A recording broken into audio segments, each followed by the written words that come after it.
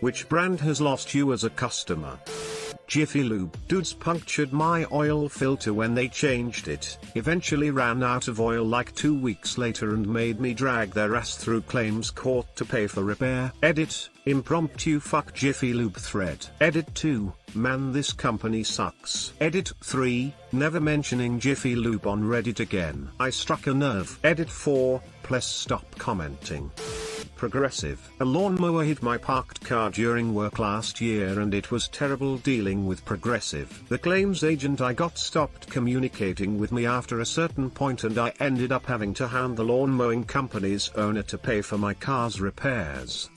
Expedia. God help you if they ever make a mistake on your booking. Their entire customer service infrastructure is designed to stonewall and frustrate you until you give up, even when the problem is clearly their fault.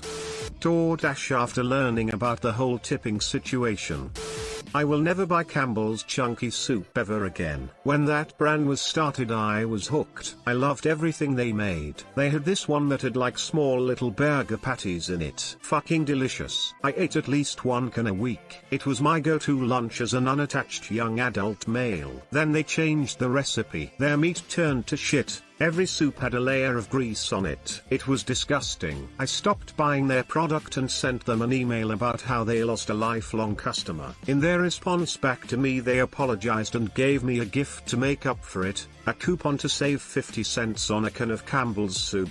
Edit, thanks for the gold stranger. I don't check Reddit on weekends and came back to a dead inbox. Had no idea so many people felt the same way about Chunky Soup.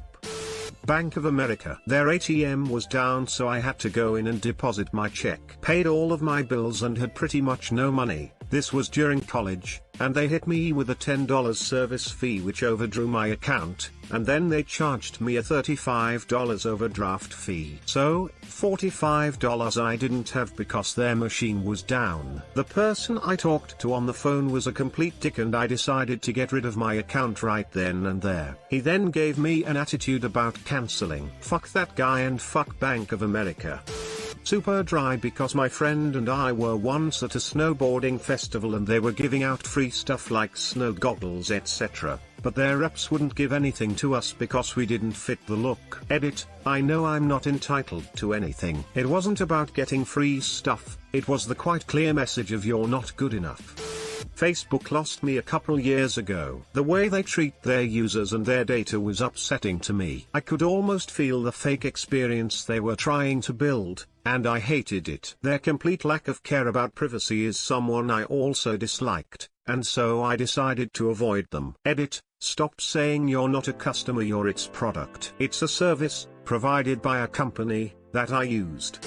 Victoria's Secret. In my 20s everything I owned was from Versus. Over time I realized the quality was declining and the prices were absurd. I would have reactions to whatever they treated the fabric with and that was the last straw. I stopped buying from them. Edit, there's so many responses asking what I switched to. I like Third Love for bras. They have half sizes and as long as you don't remove the tag you can send back. I sent back 2 before I got my current fit. For underwear I like the boy shorts at Packed Apparel. I'm mindful of where my clothes come from and Packed was a choice I made a few years ago and am still happy with. You will have to be mindful of your washing. Cold water wash and tumble dry. I'm not in my 20s anymore so these things better suit my tastes and concerns. Any brand that excessively advertises with 30 seconds unskippable ads has made me solemnly vow to never buy that product. Edit, thank you for the silvers. Edit, thank you for the platinum. I didn't expect this to blow up so much. Now let's hope some companies saw this. Wells Fargo. They have annual scandals where they fuck over their customers. I've refused several lower interest rate mortgages from them by telling my broker that they're pieces of shit and to exclude any offer they make, regardless of how attractive it is. Edit, I suggest that you freeze your credit with all 3 credit bureaus. Basically the dumb fuck Wells Fargo workers will use your personal info to open accounts or credit cards or mortgage or whatever the fuck their pathetic asses think will earn them extra commission. That way one of these dipshits will get denied and the only way they can open an unauthorized account is by calling you to request you remove your security freeze. Let them know that you'd be happy to do so once they come by your house and suck your dick. Nestle. As soon as I was old enough to realize what they do, I hate them. Spectrum. Worst customer service with a constant rising bill. American Airlines. The explanation has been delayed for tomorrow or next year. I'd call fucking care. Panera Bread. Almost $50 for a couple of small sandwiches and some soup. Most of the food is good, but not for that price.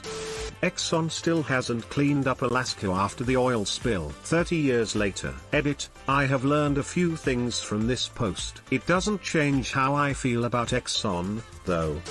Levi's. Since they went public, the quality has dropped considerably.